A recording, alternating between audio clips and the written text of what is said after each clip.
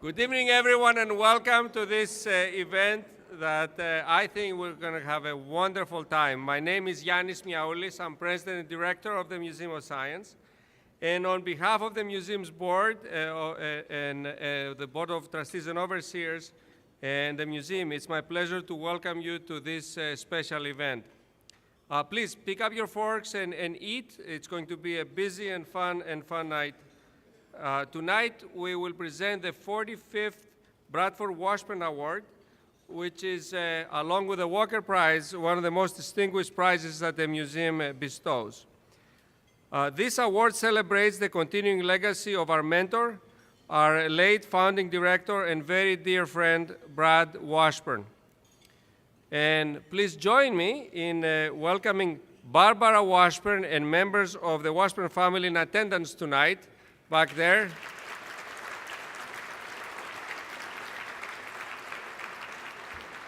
I already gave Barbara my annual kiss. You know, she's one of my favorite women here at the museum, and I always remember the good times where Barbara and Brad would climb up the stairs, because they're climbers, to come and say hello to me when I first joined the museum.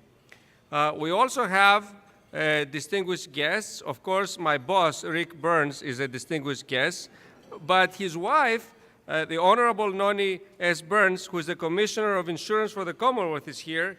And Noni, thank you for being there.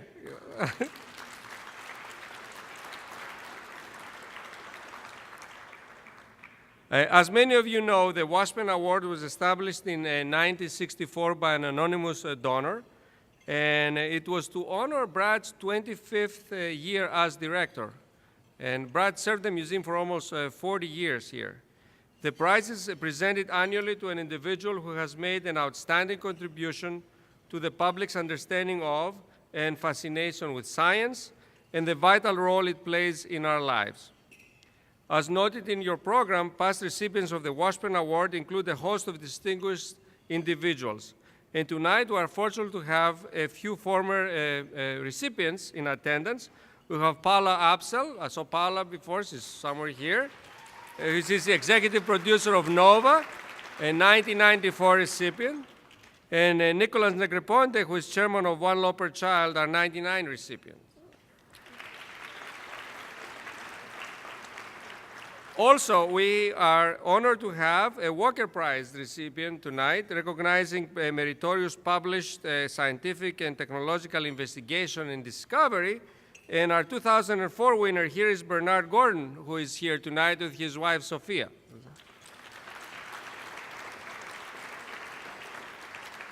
And after dinner, we'll present the award to our 2009 recipient, Pulitzer Prize winner, New York Times columnist, and author, Tom Friedman. And you'll hear from Tom, our 45th Washburn Award recipient winner, during our dessert. In the meantime, bon appetit. Enjoy the evening. Thank you. Hello, everyone. And I hope you have all enjoyed our delicious and sustainable dinner. And I'll be brief because I know my dessert is still on the table. They're waiting for me. As you all know, our 2009 Washburn Award recipient is a world-renowned and respected expert on a range of issues, including global climate change. He also shares a particular passion of mine, finding ways to improve K-12 education in America's schools, particularly in the areas of engineering, math, and science. And actually, I encourage you all to read his latest article, which was in the New York Times op-ed piece. It was called "Swimming Without a Suit" was the name of the article. And it was a concise and compelling statement on the effects of lagging education on Americans' prosperity, leadership, and ultimately gross domestic product. And I'm sitting next to Tom, during dinner, and I was asking him, swimming without a suit, is it a bad thing? And Tom's seat is, well, it depends on whom you're swimming with, he said. So I suspect that Tom will elaborate on some of his ideas relating to education and, of course, on his recent book, Hot, Flat, and Crowded, during his remarks. Before our award presentation, I want to give you a very quick update about what is happening here at the Museum of Science and how we are actively promoting science and technology education in the nation, as well as our green initiatives. As most of you know, we are the prime drivers nationally in trying to introduce the human-made world, the engineered world, in schools nationwide. And this was a dream 6 years ago to accomplish that, but now, as many of you know, we're working with all 50 states in the United States. We have developed books that are used by more than 1.1 million students, 1.1 million students throughout the country. We have engaged 15,000 teachers. So we are changing education nationally, going from state to state and also affecting national legislation. We have elementary curriculum, middle school curriculum, high school curriculum, and with the new administration, we are really inserting engineering into the core of the fundamental basic subjects across the country. As far as a green initiative, we are very much committed into converting our institution to be a green institution, but also taking advantage of the fact that we have 1.5 to 2 million visitors a year here visiting the museum. We thought that not only by demonstrating through our behavior how green behavior is, but also through educational initiatives, we could really make a difference in the whole area of energy conservation and greening the world. And we have, as you can see behind me, this is our new exhibit. Actually, there's more than that. We're going to have about 9 wind turbines on the roof. There are 2 spinning around today, one of them very fast. It was a windy day today, so we still have some vibration issues we have to figure out. There's all these technology things that make things exciting. But we'll have a new wind energy exhibit to demonstrate wind power and its effects and how it works and its economics to the public. Also, there is a new Kyoto Agreement side of conference that is taking place in Copenhagen this year. There are 60 worldwide partners. We're the only partner that they invited from New England, and we're the only science center in the world that they invited to be a partner in this initiative. And that demonstrates not only our standing in the whole science, technology, and education era, but also the perception of the world about our position in green initiatives as well. Thank you. So at this time, I would like to invite the chairman of our board of trustees, Rick Burns, my boss, and also the 2009 recipient of the Washburn Award, Tom Friedman, to join me here at the podium.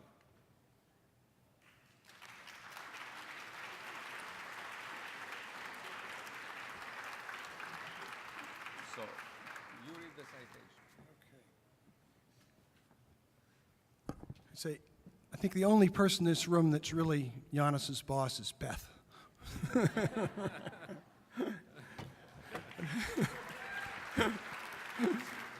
But I would like to echo Giannis's welcome to you all and just say that I think you can feel the excitement that's going on at the Museum of Science from what Giannis said, and it's really palpable when you're here on a regular basis. We're really making great progress. Now, Dr. Friedman. Pulitzer Prize-winning New York Times columnist, world-renowned author, and visionary, you have taken a powerful stand on U.S. domestic politics and foreign policy, the Middle East conflict, the environment, international economics, biodiversity, terrorism, and energy. Through your masterful use of language, your wisdom, your experience, and your creative energy, you have brought clarity, complexity, and wit to the world's problems. In fact, many high schools and universities have chosen your book, From Beirut to Jerusalem, as the definitive text on the Middle East. Your newest book, Hot, Flat, and Crowded, Why We Need a Green Revolution and How It Can Renew America, offers a fresh, inspiring perspective to the crisis of destabilizing climate change and rising competition for energy. Thomas Friedman, we honor you and salute your extraordinary contribution to society and the public's understanding of science. Thanks so much. Congratulations.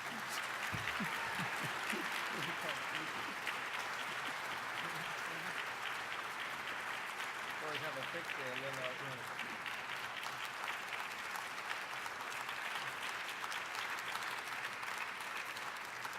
Great.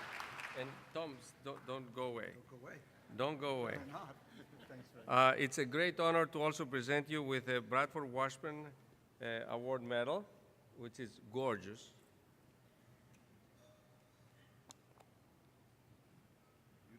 Thank you very much. And also the honorarium that comes along Put all that with together. the award. Put all that together.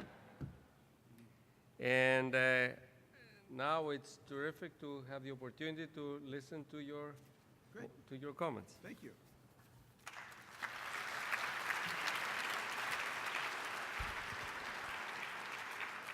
Well, first of all, Giannis and Rick, thank you very much. Thank you to the Museum of Science and all of you who've come out this evening to share in this occasion and to honor me. I'm thrilled.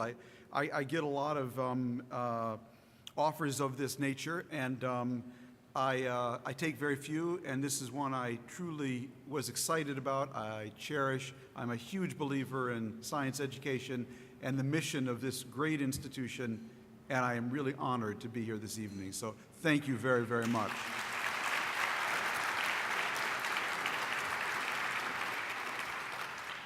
This place is really cool, I must say. I haven't seen it all, but it's... what I thought I would do is, because I know people have a lot of questions, and I want to save plenty of time for that. And so I really just want to focus on part of my message, and it's the part that really gets to the core of kind of what I do for a living. I try to be an explainer, and I try to be a dot connector. And in the space of green energy and environment, what I've really been up to these last few years in my column and in this book has been an effort to what I call redefine green. And what I've really been trying to do is to redefine green in a way that would enable it to achieve the political scale, the broad base of support that I think this concept needs if we're actually going to get the oomph behind it that we need. If only half the country identifies with green and the other half thinks it's a pejorative, we're really going nowhere. And so a big part of my column and a big part of my book has really been an effort to reshape how we think about this issue in a way that can produce a much broader national consensus. I usually speak with a lavalier, and I walk around, and it's like really hard for me. I want to walk over here, but so I'll try to stay here at the podium. So I know some of you have read my book. Those of you who haven't, I know who you are. Know who you are. I know what museum you hang out at. And I thank the museum for sharing copies with everyone. You know, you look at the cover, it's a green cover, you know, this incredible Bosch painting, and looks like a green book, a book about energy and environment. In fact, it's not. What really motivated this book, and is the kind of beginning point of my effort to redefine green, what really motivated this book was a deep concern I had actually that our country was losing its groove, that we were losing our competitive edge. And that's why the book actually begins with a billboard that appeared in South Africa last year to advertise the Daimler Smart 44 car, which is on sale in South Africa. And the billboard said, "German engineering, Swiss innovation, American nothing." Someone actually thought that the best way to sell their product in South Africa was to advertise that it had American nothing inside. That billboard pisses me off, okay, at a lot of different levels, frankly. Most of all because I believe it's wrong. What's been really interesting for me, being on book tour with this book, because I've gone to big towns, small towns, big universities, small universities, and what's been fascinating for me is at the end of every talk, I do a book signing, and then I go back to my hotel room and I empty my pocket of business cards. Business cards from energy innovators. Your rock stars get room keys, I get business cards, okay. But they're very exciting in their own way. They're cards from solar engineers and wind engineers and geothermal engineers. And what it's taught me is this country is still exploding from the ground up with innovation. It is exploding, and particularly around this green space of energy and environment. But we have not had, at the local, state, or national level, I believe, enough of the right government support to channel this innovative prowess that is exploding at the speed, scope, and scale we need to be leading the world in the way I believe we still can. In fact, if I were to draw a picture of America today, it would be a picture of the space shuttle taking off. You've seen the shuttle take off. All this incredible thrust coming from below. That's all that innovative prowess. But in our case, the booster rocket, Washington, D.C., has been cracked and leaking energy, and the pilots in the cockpit have been fighting over the flight plan.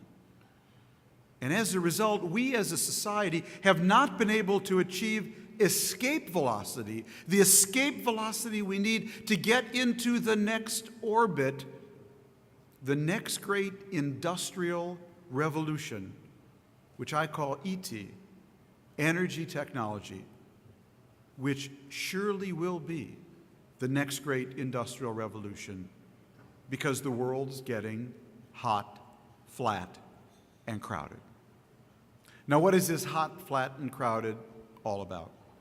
Well, hot obviously refers to global warming, the fact that global average temperatures have risen almost 1 degree centigrade, 1.5 degrees Fahrenheit, heading for 2 degrees since the Industrial Revolution. Now, I know what you're thinking. I know what you're thinking. You're thinking, Mr. Friedman, you mean all this Al Gore stuff is about 2 degrees Fahrenheit? That's right, it is, because the global climate system, Mother Nature, she's a lot like your body. If your body temperature goes from 98.6 to 100.6, you don't feel so good. If it goes from 100.6 to 102.6, you call the doctor. And if it goes from 102.6 to 104, you go to the ER. So does Mother Nature. Small changes in global average temperature can have huge climate effects. After all, the difference between an ice age and a warming period like we're in right now is nothing more than 6 degrees centigrade average temperature. So small changes in global average temperature can have huge climate effects. We'll talk about that a little more in a second. Flat's simply my metaphor for the rise of middle classes all over the world who can increasingly now live like Americans, drive American-sized cars on American-sized roads, live in American-sized homes. Friends, don't let it out of this room, but there are too many Americans in the world today. Oh, of course, I'm being facetious. It's a blessing that so many people in China and India and Russia and Brazil can now live like us, drive American-sized cars, live in American-sized homes, eat American-sized Big Macs. There's just one problem. The good Lord did not design this planet Earth for this many Americans. unless we, the original Americans, redefine in more sustainable terms what it means to be an American. And then develop the technologies so many more people around the world can indeed live like us. Unless we do that, in a world with this many Americans, we're going to burn up, choke up, heat up, smoke up, and eat up this planet so much faster than even Al Gore predicts. Crowded is population growth.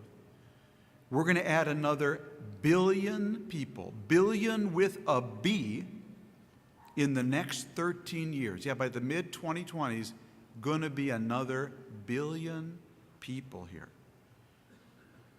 In my own lifetime, the population of the planet has gone from 2.6 billion to 6.2 billion. And if I keep eating yogurt, working out, and live to be 100, the UN population chart tells me there will be 9.2 billion people on the planet. So the world is getting hot, flat, and crowded. Now my view is that hot, flat, and crowded all came together right around the millennium, right around the year 2000, to create, they were like three flames that came together to create a huge fire. And this fire is now driving 5 global, call them megatrends, which I believe are really going to determine the stability or instability of this planet in the 21st century. I'll go through them quickly. The first is energy and natural resource supply and demand. That's demand for food and fuel, cement and steel, arable land, forests and water in a world that's hot, flat, and crowded. All of those are going off the charts. I had a lot of friends who helped me on the book in different ways, and one was my friend Dave Douglas, who is the Chief Sustainability Officer from Sun Microsystems. Dave called me one day. He says, Tom, I was noodling around on my computer, and I was thinking, going to be another billion people here by the year 2022. What would happen, he said, if we gave each one of the next billion just one thing? One 60-watt incandescent light bulb. Everybody should have their own light bulb. Each bulb doesn't weigh much, said Dave, roughly 0.7 ounces with the packaging, but a billion of them together weigh around 20,000 metric tons, or about the same as 15,000 Toyota Priuses. Now let's turn them on. If they're all on at the same time, that would be 60,000 megawatts. Luckily, the next billion will only use their bulbs 4 hours a day, so we're down to 10,000 megawatts at any moment. Yikes, said Dave. Looks like we'll need 20 new 500 megawatt coal-burning power plants just so the next billion people can turn on one 60-watt bulb 4 hours a day. That's what happens when flat meets crowded. When I was working on the book, I visited 2 cities you can be excused if you've never heard of. First was Doha, Qatar. Qatar is a small peninsular state, as many of you may know, off the east coast of Saudi Arabia and the Persian Gulf. I've been a frequent visitor there over the last 20 years, but I had not been there for 3 years when I arrived while working on the book. Landed in downtown Doha in the late afternoon, was met by friends at the airport. They drove me into downtown Doha. And I looked around and I said, that's Manhattan. You sprouted a Manhattan since I was here last. A skyline of glass and steel skyscrapers, all lit up at night, just like ours, all air-conditioned 24/7, just like ours, had exploded from the desert floor like wildflowers after a flash flood. I went from there to Iraq, came home, kissed my wife, went off to Dalian, China. Dalian's a port city in northeast China. I've been a frequent visitor there because it's the outsourcing capital of China, and I worked on The World is Flat there. Hadn't been there for 3 years. Dalian already had a Manhattan it had sprouted another in the 3 years since I had been there. I came home, I said to my wife, you know, honey, it's so great that we and all the neighbors have gotten hybrid cars. Dohan Dalyen ate that for breakfast. Oh, it's wonderful, sweetheart, that Montgomery County, Maryland, where we live, has revamped all its energy efficiency codes for new buildings. Dohan Dalyen had that for lunch. I am thrilled that you here in Boston have changed all your light bulbs from incandescence to compact fluorescence. Dohan Dalyen, 2 cities you may never have heard of will snack on that before dinner like so much popcorn. That's what's going on out there in terms of energy, supply, and demand in a world with this many Americans. In fact, my friend Tom Burke, a great environmentalist in England, has invented a new unit of measure to capture this. He calls it the Americum. The Americum. And Tom says an Americum is any 300 million people living like Americans. When I was born in 1953, there were 2.5 Americums in the world. There was America, Western Europe, and Japan. Today there are 9. There's an Americum in America. There's one in Western Europe. There's one in Central, Eastern Europe and Russia. There's one in Japan and East Asia. One in India, giving birth to another. One in China, giving birth to another. One in Latin America. We've gone, in the last 30 years, from a world of 2.5 Americums, units of 300 million people living like us, to a world of 9. And the energy and natural resource implications of that will be staggering. Second huge megatrend is what I call petro-dictatorship. Chapter in the book's called Fill Her Up with Dictators. And it's about how our energy purchases are changing and, I believe, perverting international relations. And basically, what I do in this chapter is provide a graph. I call this graph the first law of petropolitics. And what I did was I graphed the price of OPEC oil from 1979 to 2006. And if you graph the average OPEC price of oil from 1979 to 2006, it looks like a V. $80.79 gets down to $10 a barrel in the mid-1990s, and then back to $80 in 2006. Looks like a V. Then what I did was I went to Freedom House. I got the Freedom House Freedom Index. Freedom House does a freedom index for countries. It measures free and fair elections held, political parties opened, newspapers and magazines opened or closed, women's groups and NGOs empowered. They call it the Freedom Index. I got their Freedom Index for 4 countries, 4 petrolist states, states almost totally dependent on oil for their GDP: Iran, Russia, Nigeria, and Venezuela. And just on a hunch, I overlaid the Freedom House Freedom Index on the price of oil. And darned if it didn't look like that. Well, isn't that interesting? As the price of oil went down, the pace of freedom went up in these countries. And as the price of oil went up, the pace of freedom went down. I call that the first law of petropolitics. The price of oil and the pace of freedom always operate in an inverse correlation in petrolist states. You don't need my graph, though, to know this. After all, 5 years ago, our then President George W. Bush met with Russia's President Vladimir Putin and came back and said he looked into Putin's soul and saw a good man down there. Oil at the time was $35 a barrel. You look into Putin's soul at $135 a barrel, you'll see Gazprom, Lukos, Izvestia, Pravda, the Russian parliament, and lately Georgia, all of which he's swallowed courtesy of $130 a barrel oil. When oil was $25 a barrel, Iran elected Mohammad Khatami as its president. He called for a dialogue of civilization. At $75 a barrel, they elected Ahmadinejad, and he says the Holocaust is a myth. I have a corollary to the first law of petropolitics. It says that at $25 a barrel, the Holocaust is never a myth. That is nonsense you can only afford at $75 a barrel. Friends, the price of oil and the pace of freedom operate in an inverse correlation. Remember that every time you fill up your gas tank. Third mega issue is climate change.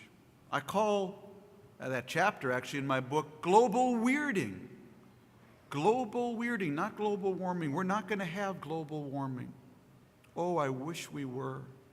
I wish we were. Global warming. Ooh, to a kid from Minnesota, that sounds like golf in February. Global warming sounds so cuddly. No, we're going to have global weirding. That's what happens when climate change happens. That's what climate change does. It actually makes the weather weird. The hots get hotter, the wets get longer, the dries get drier. The most violent storms are predicted to become much more numerous. We're not going to have global warming. We're going to have global weirding. Now, I'm not a climatologist. I've had a chance in researching this book to spend time with some of the best, though. It's been very exciting.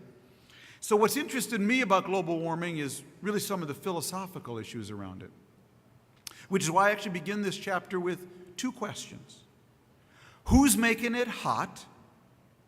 And doesn't Al Gore really owe us all a big apology? Ooh, what's that about? Well, who's making it hot was a question that grew out of a dialogue I did with one of America's great energy chemists, Nate Lewis at Caltech, one of my tutors for this book. I was out visiting Nate after Hurricane Katrina, and at one point I said to him, Nate, what was it about Katrina that so unnerved us? And he thought about that for a second, and he said, who's making it hot? And at first I didn't understand him, and then as I thought about it, I realized what Nate was saying. He was saying, Tom, we humans have now introduced so much CO2 into Mother Nature's operating system, we no longer know. Are we making it hot, or is he making it hot? Did we make Katrina, or did she make Katrina? We don't know anymore. You know how you go to your home insurance policy and there's always that asterisk in the middle of the page and you trace down to the key at the bottom and it says, except in the event of an act of God. Oh yeah, your roof's insured except in the event of an act of God. Well, we humans have now introduced so much CO2 into Mother Nature's operating system, we no longer know what is an act of God and what is an act of man. Did we make it 95 degrees in Boston today? Or did she make it 95 degrees in Boston today? We don't know anymore because, as Heidi Cullen, the chief climatologist at the Weather Channel, likes to say, we are now playing lead electric guitar in Mother Nature's symphony orchestra. And that gets to the Al Gore question. 2 years ago at the Davos World Economic Forum, I had the pleasure and honor of moderating a dialogue between Al Gore and Bono. Now, if you don't think that's cool, you don't have teenage daughters, okay? And afterwards, I don't know where I got the chutzpah to say this, but I was going somewhere else with the vice president. I said, Mr. Vice President, you know, I think you need to write a column. And I know what the lead should be. It should be, I'm sorry, I apologize, I, Al Gore, completely underestimated climate change. Oh, what's that about? Well, what I was getting at was, and it was obviously tongue-in-cheek, while all the climate skeptics and deniers have been screaming at Al Gore these last few years since his movie and book about how wrong he was, in fact, if you follow the climate science, every model in the last year, every significant model, has been telling us climate change is coming faster, bigger, sooner than we thought just 3 or 4 years ago. When the IPCC report was first issued by the United Nations Climate Science Group, about 15 years ago, it predicted that all the sea ice in the North Pole would be melted in July, probably by around 2100. Then it got moved up to 2090, 2080, 2070, 2050, 2040, 2030, 2020. Latest projections, possibly as early as 2015, you will now be able to sail right across the North Pole in July and not bump into a piece of ice, which has huge implications because that ice provides reflectivity of the sun's rays. When it's not there, those rays hit the water, they heat the water, they change the currents. Hence my suggestion to the Vice President to draw attention to what's really going on while everyone's been screaming at him, and he is a true hero of mine. He should just say, sorry folks, I blew it. I completely underestimated climate change. That might really get people's attention to where the science really is and is really going.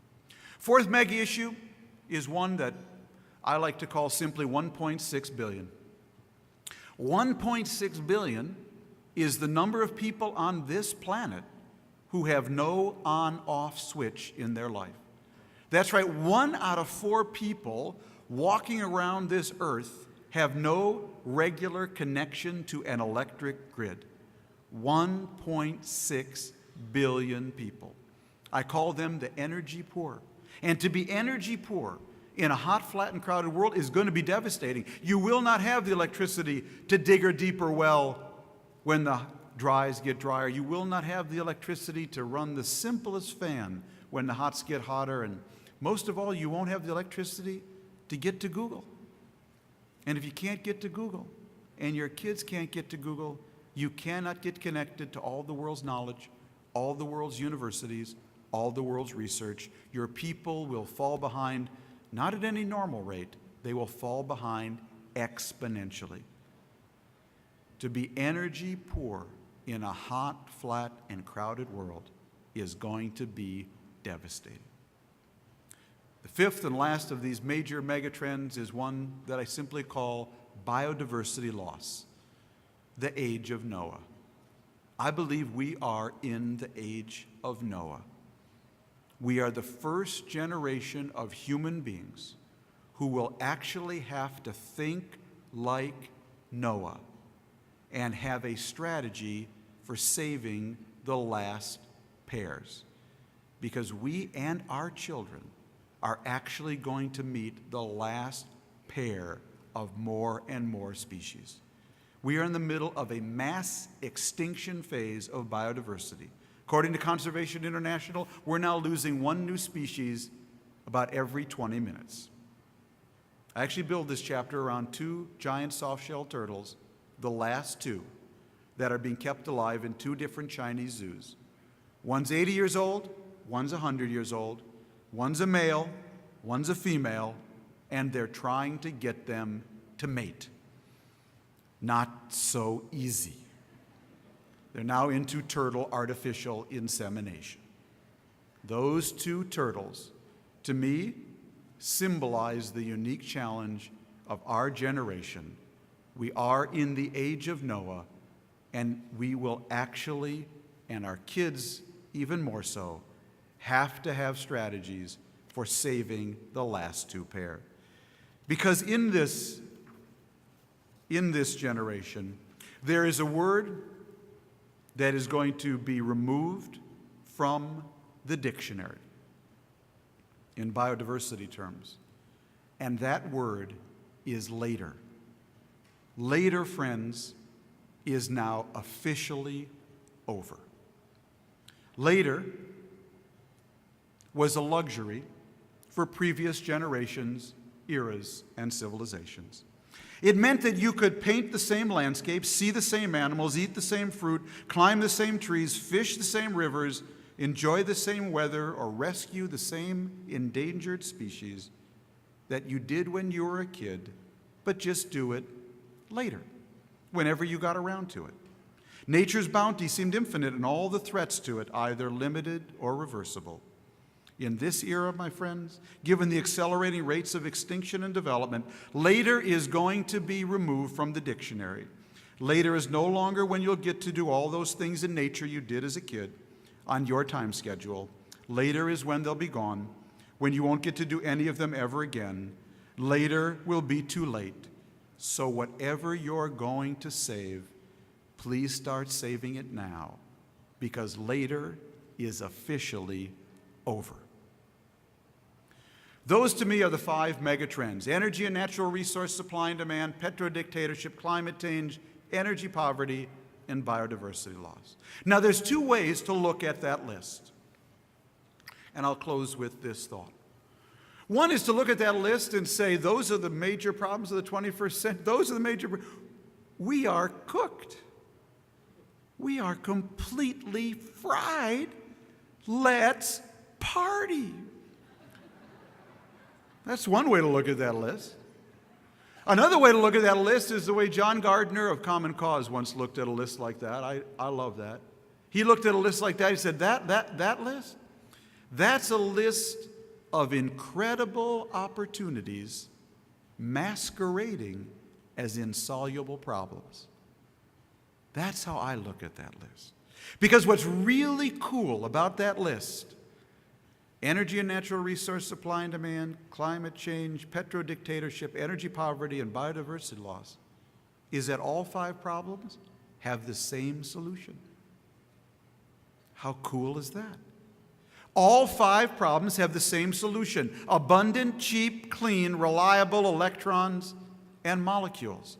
Whichever community, whichever country, whichever companies can come up with a source or sources of abundant, cheap, clean, non-CO2 emitting, reliable electrons and molecules, will actually have the answer for energy and natural resource supply and demand. We'll be able to undermine petrodictatorship, mitigate climate change, dramatically relieve energy poverty, and radically slow biodiversity loss. How cool is that? The world's 5 biggest problems all have the same solution: abundant, cheap, clean, reliable electrons and molecules. What does that say? What it says to me, folks, is something very simple. The next great global industry is going to be ET, energy technology, the new IT, the search for abundant, cheap, clean, reliable electrons and molecules. And the country that owns ET, I believe, is going to have the most energy security, economic security, national security, environmental health. Innovative companies can't make a product greener without making it smarter. Impossible. Smarter materials, smarter design, smarter software. And most of all, that country will enjoy the most global respect. That country has to be the United States of America. If it is not the United States of America, the chance of your kids and mine enjoying our standard of living is 0. Because ET will be the next big thing. And as my friend Jeff Immelt, the head of GE, says in the book, Tom, if you want to be big, you got to be big in big things. If you want to be big, you got to be big in big things, and there will be nothing bigger in a hot, flat, and crowded world with those 5 mega issues than ET. And that gets me, friends, back to where I started. Why I am trying to redefine green. Get all that cobweb stuff out of your head about green being about sandals and tofu and Birkenstock and people with ponytails and rings in their nose. Get it out of your head. Oh, those are wonderful people. I have great respect for them, but this is not a lifestyle issue alone anymore. And it isn't just about electric power. It's about national power. The country that owns the solutions to ET is, as I said, going to enjoy the most economic, national security, innovative prowess, global respect. And that's why what I'm trying to do in my column and in my book and here tonight is to redefine green in a way that we can all get behind it. Liberals and conservatives, environmentalists and industrialists. Because I'm a big believer that to name something is to own it. If you can name an issue, You can own the issue. And the problem with green all these years, my friends, is that the people who named it, who owned the definition, were the people who hated it. And they named it liberal, tree-hugging, sissy, girly man, unpatriotic, vaguely European. Vaguely European. Just vaguely European. Well, I'm here to tell you, in the face of those problems and the incredible opportunities they present, green is geopolitical, geostrategic, geoeconomic, capitalistic, patriotic. Green, my friends, is the new red, white, and blue. Thank you very much. Thank you. Water. Thank you.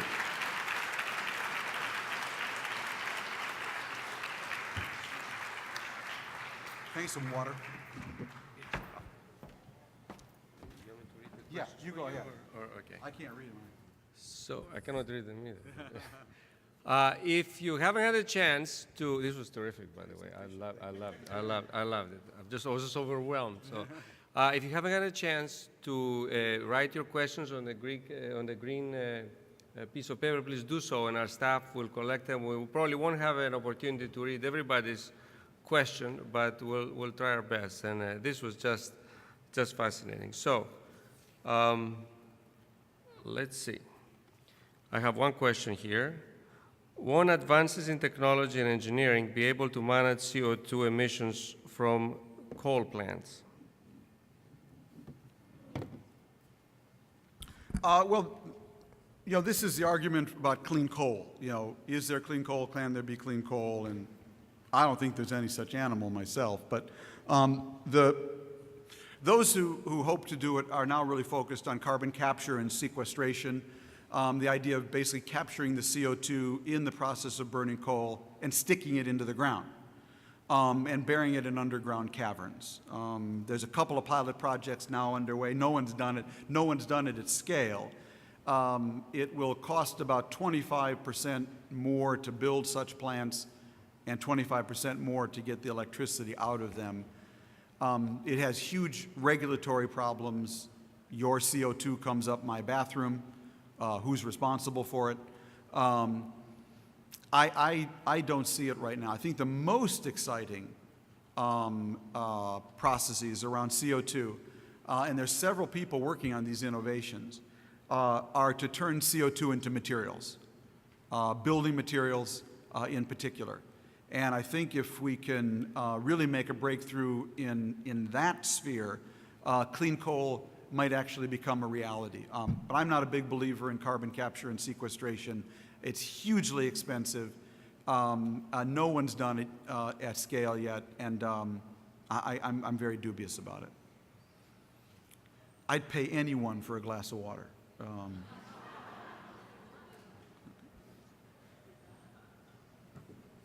Thank you. I'll be fine, thanks. Okay, here's another one. Let's assume we solved our energy problem and produce enough energy for ourselves. Yet we continue to buy more goods by import than we export. For example, our manufacturing continues to decline. Don't we become second-rate? Yes, Bernie, we do. I'm a big believer that you got to make stuff in this world to be able to sustain a growing standard of living. And what worries me right now, just to put it in the context of my own talk, is that China right now is about 5 years away, I would estimate, maybe less, of having to go green out of necessity. They simply will not be able to breathe.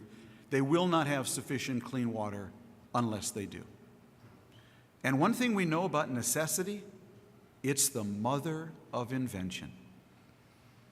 And if China decides it has no choice but to go green, you're going to see, and you already see the start of it there, massive investment of both brain power and money in that ET industry, in Chinese electric cars. We already see that emerging. Chinese wind industry, Chinese solar industry, Chinese battery industry. They're going to have no choice. Necessity will require it, and it will drive invention there. And they'll develop it all on their low-cost platform. And then they'll come our way and clean our clock in the next great global industry. And then you won't just be buying your toys and tennis shoes from China. You'll buy your refrigerator, your stove, your car, your battery, your air conditioner, your soda pop machine. So we got about 5 years, is my bet, before that happens. And if we don't impose the necessity on ourselves through a carbon price signal, cap and trade, carbon tax, fee bait, gasoline tax, whatever it is, I think we're heading for second place in the next great global industry.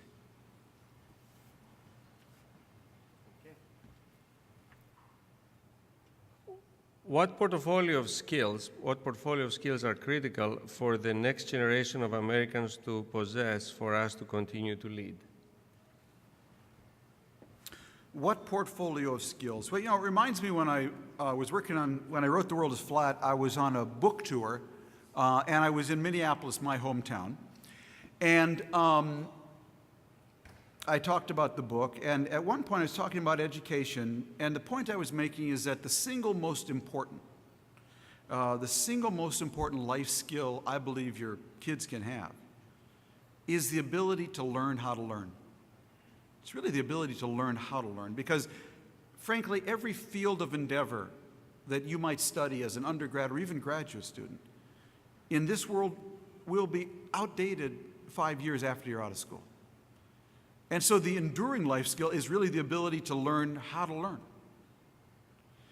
Well, I made that point, and I can still see him. A young man stood up in the balcony, and he told me he was in 9th grade, and when it came to question time, he said, "Mr. Friedman, I just have one question. What course do I take to learn how to learn?" From the mouths of babes, you know. And I thought about that for a second. I said, you know, this is just an intuition, but this is my answer. Go to all your friends and ask them one question. Who's your favorite teacher? Who's your favorite teacher? And take their courses, no matter what they're teaching. Greek mythology, physics, biology, math, home economics, Shakespeare, doesn't matter. Because I think the first place you learn how to learn is by loving to learn. Some kids are blessed with that, but so many others are inspired by it and have it instilled in them by great teachers. And so, for me, the single most important factor in stimulating young people to learn how to learn and want to learn how to learn long after they're done with school is great teachers and great teaching. And that's really what I'm focused on. I'm married to a school teacher. My daughter's a school teacher. We talk about this a great deal. But I think the single most sustainable life skill really is the ability to learn how to learn.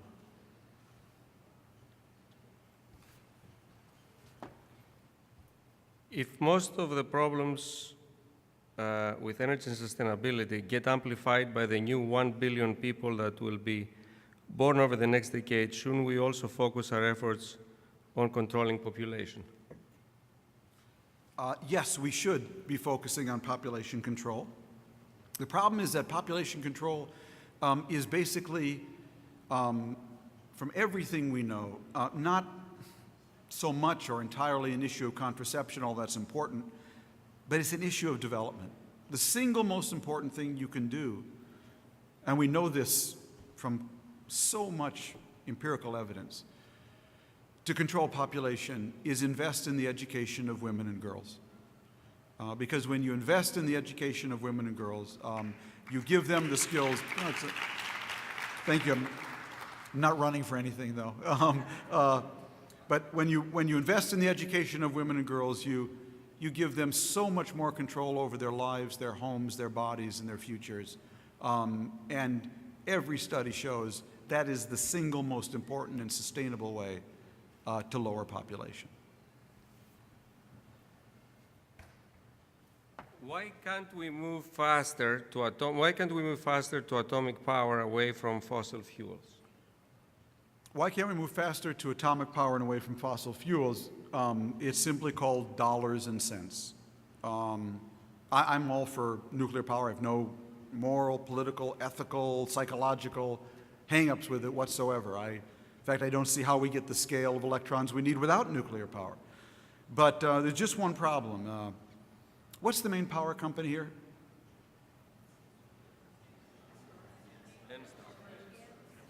Genstar? Enstar. So Enstar is probably like most, sort of big utilities. It's probably, I would guess, has a market cap of something around $10 billion. A lot of money.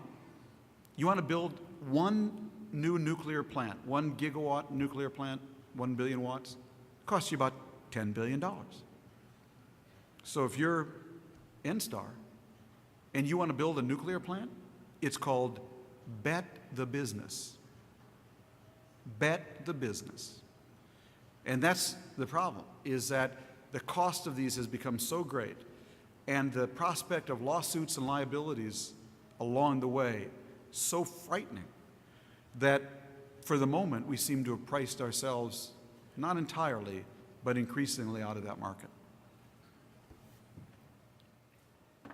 For many years, your focus was Israel and the Middle East. Then you became passionate about energy policy and green. Can you talk about how your worldviews evolved? None of your business.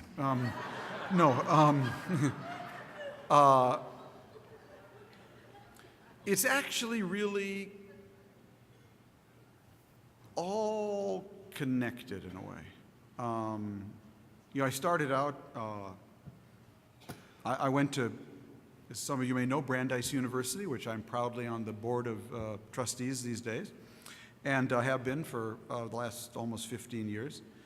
And so I have a Boston connection. After that, I went to graduate school at Oxford and studied Arabic and Middle East history, worked in Beirut, first for UPI, then got hired by the New York Times, was sent back to Beirut, did 5 years in Beirut, then 5 years in Jerusalem, wrote a book called From Beirut to Jerusalem, then covered the State Department for 4 years under Jim Baker. I traveled with him all 700,000 miles when he was Secretary of State. Then I covered the first year of Bill Clinton's presidency as the White House correspondent. That was Mr. Toad's wild ride. And then I spent 3 years covering international economics as the Times' first sort of international economics reporter, and then I became a columnist in January 1995. So that's my background. And basically what happened is that, I spent the first, part of my life really focused on the Middle East. But then when I got that chance to cover the State Department for 4 years under Jim Baker, which coincided, as you'll recall, with the end of the Cold War, it really allowed me to broaden myself from just the Middle East to covering foreign policy in general. And then again, by good luck, I became the Times International Economics correspondent. After that, just as the Berlin Wall had collapsed, the Soviet Union had collapsed, and this phenomena called globalization was just emerging. And I was right there at that intersection of finance and foreign policy. So when I started my column, I really shifted my column to covering much more technology and economics as part of foreign affairs. And I did that, and finally that bothered a lot of people in the foreign affairs community, because they thought foreign affairs should be about issues with kind of hair on them, throw weights and arms control and, whatnot.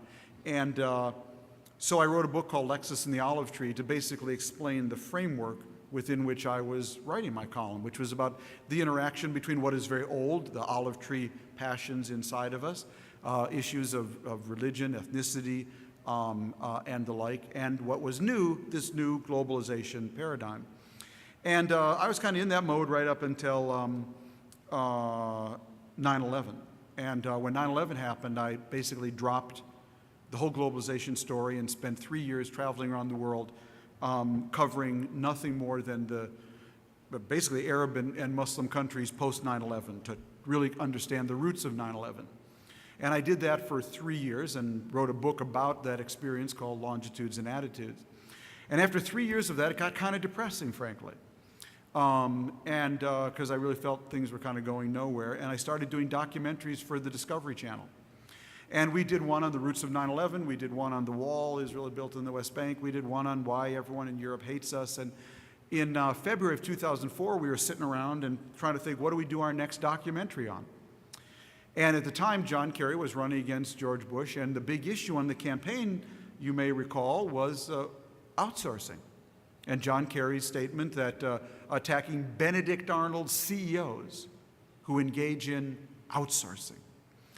So I sort of told my bosses I really needed a break from the post-9/11 world, and why don't we just go to Bangalore, the capital of outsourcing in India, and let's do a documentary called The Other Side of Outsourcing to explain to people what it was all about.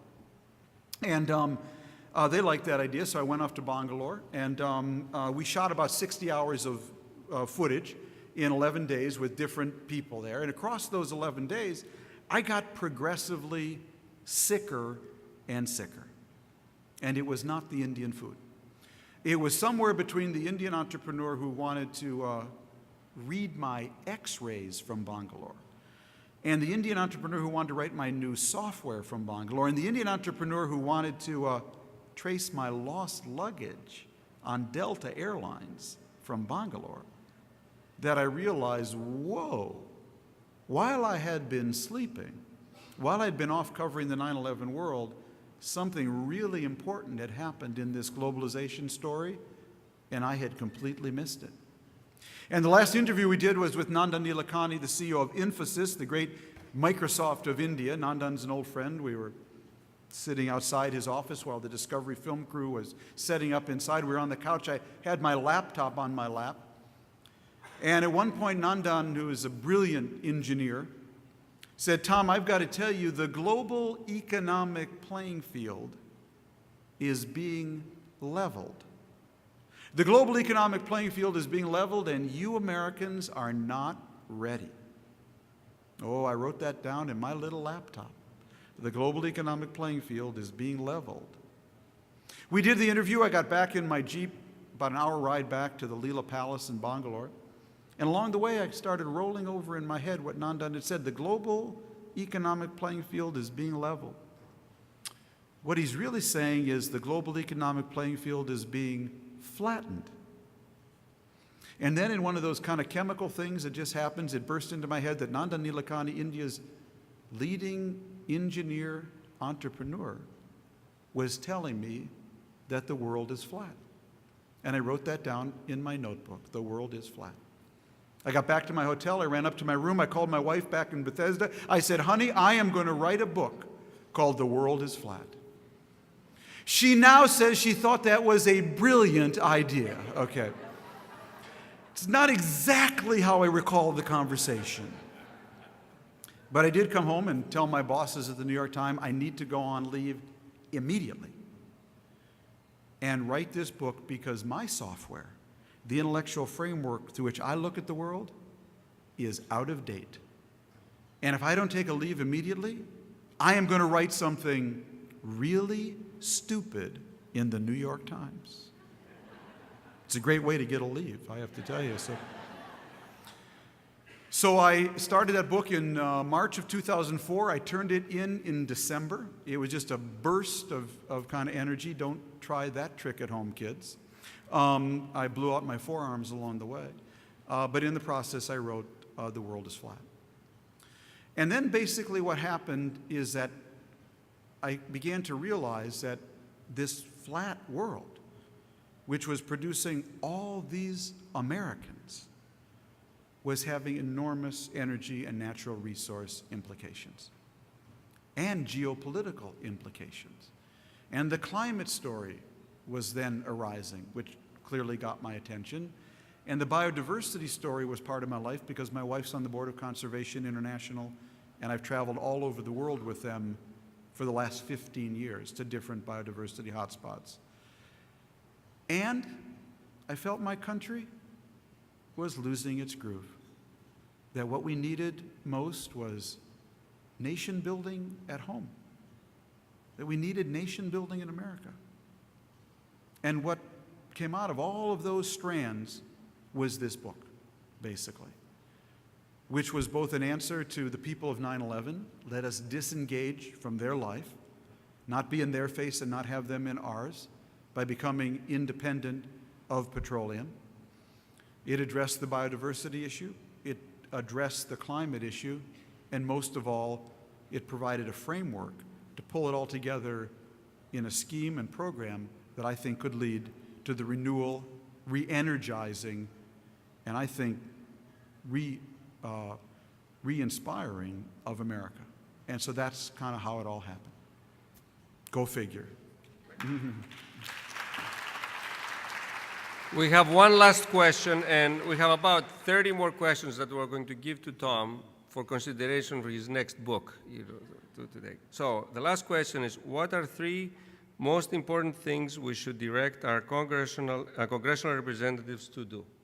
So what are 3 most important things? Oh, there aren't 3. There's just one, and it's all 3. Well, you could say there's others, but you need to have a price on carbon. Without a carbon tax, whether it's done through cap and trade or, as I say, a fee bait or whatever, without a carbon tax, without a price on carbon, there will be no green revolution. You know, the example I always like to give is that where I live in Bethesda, Maryland, when gasoline was $4.50 a gallon, you couldn't buy a Toyota Prius hybrid in Montgomery County. The waiting lists, they just stopped. When gas is $1.50 a gallon, you can't sell a Prius in Montgomery County, Maryland. Price matters. Without a price signal that says renewable energy is going to be cheaper and cheap, dirty fuels are going to be more expensive, there will be no green revolution. There'll be a lot of hobbyists. There'll be a lot of green industries, but none of it will scale. Actually, Bob Lutz, the vice chairman of General Motors, not someone I usually quote, but he actually said it pretty well the other day. He said, you know, Congress is telling Detroit to make smaller, lighter, better mileage cars. But when it comes to a gasoline tax, they say, oh, no. We couldn't impose that on the American people. That's off the table. Well, he said, you know what that's like? That's like the Congress ordering every shirt maker in America to make only size smalls, but never ask the American people to go on a diet. You're not going to sell a lot of size smalls. And we're not going to sell a lot of all these wonderful green products that all kinds of people are innovating unless we shape the consumers who will want to buy them at the speed, scope, and scale that we need. So it really comes down to that. And that ultimately is a leadership issue. Hence my motto, change your leaders, not your light bulbs. Because leaders write the rules. Rules shape the market, and the market gives you scale. Now we have changed our leader, our president. And I think he's off to a terrific start on the issue of clean energy. But down the road, and it's coming real fast, is the question of a carbon tax. And whether he'll be willing to take up that issue in a way that only a president can do. And I'll certainly be prodding him and encouraging him and hoping for him and wishing for him, but ultimately it's really going to be up to him. And there's no green revolution without a price signal. There'll be no price signal, without leaders ready to take it to the American people. Barack Obama's already made history by becoming the first black president. I really hope he'll make a whole different kind of history by becoming the first green president. Thank you very much. Thank you. Tom, you're terrific. Please put these questions in your pocket. All righty. And send us the royalties of your new book, because it will be based on these. I would like to also thank the selection committee for selecting such an outstanding recipient of the Washburn Award, and thank you all for coming tonight. Thank you very much.